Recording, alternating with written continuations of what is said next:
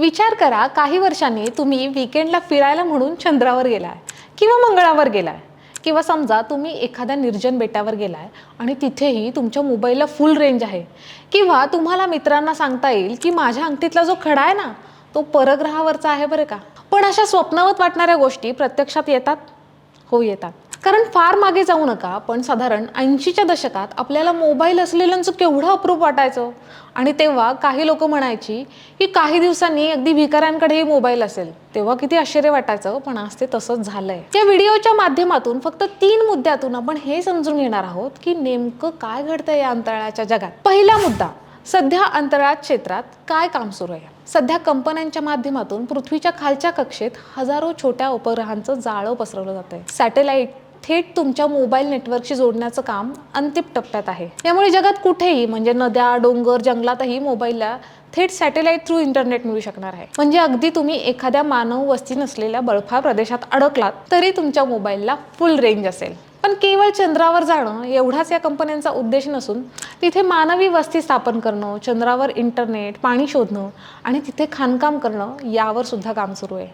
भविष्यातील मंगळ मोहिमांसाठी चंद्र हा एक स्टॉप म्हणून वापरला जाऊ शकतो. या उपग्रहांनी गोळा केलेला डेटा पृथ्वीवर पाठवून प्रोसेस करण्याऐवजी अंतराळातच हा डेटा प्रोसेस करणं आणि साठवणं यावर काम सुरू आहे. यामुळे वेळेची बचत तर होईलच, पण डेटाही सुरक्षित राहू शकेल. भारतीय अंतराळ संशोधन संस्था म्हणजे इस्रोनेही खासगी क्षेत्रासाठी दारं खुली केल्यापासून स्कायरूट एरोस्पेस आणि अग्निकुल कॉस्मोस सारखे स्टार्टअप स्वतःचे रॉकेट्स आणि सॅटेलाइट विकसित करतात. भारत आपल्या पहिल्या मानवी अंतराळ मोहिमेच्याच म्हणजे गगनयानाच्या तयारीत व्यस्त आहे. सध्या जागतिक स्पेस इकॉनॉमीमध्ये भारताचा वाटा सुमारे 2 ते 3% इतकाच आहे. पण तो 2033 पर्यंत 8 ते 10% करण्याचं भारताचं उद्दिष्ट आहे. आता दुसरा मुद्दा, स्पेस इकॉनॉमी म्हणजे नेमकं काय आणि ती कशी डेव्हलप होते. अगदी सोप्या भाषेत सांगायचं झालं तर जशी देशादेशांची इकॉनॉमी म्हणजेच अर्थव्यवस्था असते, तसंच अंतराळात किंवा परग्रहाशी संबंधित घडणाऱ्या घडामोडींबाबत जी आर्थिक उलाढाल सध्या होते आहे त्याला स्पेस इकॉनॉमी म्हणतात. एकेकाळी सरकारी संस्थांची मक्तेदारी नासा सारख्या संस्थांकडे होती, पण हे क्षेत्र आता मोठी व्यावसायिक बाजारपेठ झाले.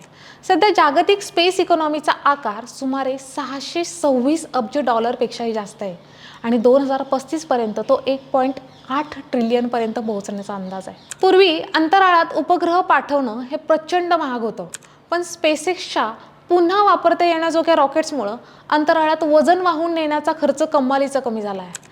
यामुळे छोट्या कंपन्या आणि स्टार्टअपनाही आपले उपग्रह अंतराळात पाठवणं सहज शक्य झालं आहे. आज स्पेस इकॉनॉमीमध्ये जवळपास 78% वाटा हा खासगी क्षेत्राचा आहे आणि फक्त 22% वाटा हा सरकारी बजेटचा आहे. जगातील दिग्गज कंपन्या जसे की स्पेसएक्स, ॲमेझॉन, ब्ल्यू ओरिजिन यात अब्जावधी डॉलरची गुंतवणूक करत आहेत. पृथ्वीवरील इंटरनेट, नॅव्हिगेशन, हवामानाचा अंदाज आणि संरक्षणासाठी सॅटेलाइट डेटावरचा अवलंबित्व हे प्रचंड वाढलंय. त्यामुळे अंतराळात पायाभूत सुविधांची निर्मिती वेगाने होते आहे. आणि तिसरं, आपल्या सगळ्यांच्या दृष्टीने सर्वात महत्त्वाचं, की खरंच चंद्रावर फिरायला जाणं शक्य होईल का.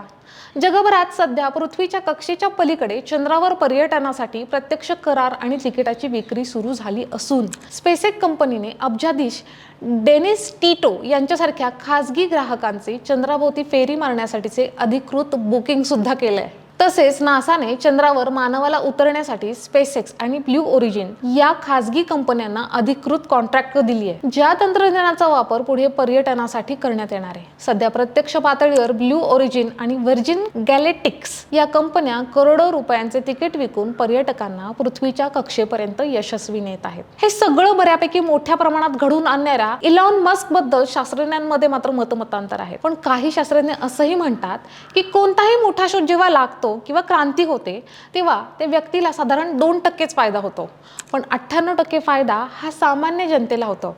म्हणजे जसं कम्प्युटर, AI, मोबाईल याचा उपयोग जनतेला झाला तसाच अंतराळातील गोष्टींचाही सामान्यांना फायदा होईल. या नोटवर विचार करायचा झाल्यास तुम्ही आणि मी नक्कीच चंद्रावर फिरायला जाऊ असं वाटायला लागलंय. तुम्हाला हा व्हिडिओ कसा वाटला हे आम्हाला कमेंटमध्ये सांगा आणि अशा कोणत्या गोष्टींवर तुम्हाला माहिती ऐकायला आवडेल हेही सांगा. आणि हो, शेवटचं, आमच्या नव्या कोऱ्या मनी मॅक्स हिंदी, मराठी, इंग्रजी चॅनलला सबस्क्राईब करायला अजिबात विसरू नका.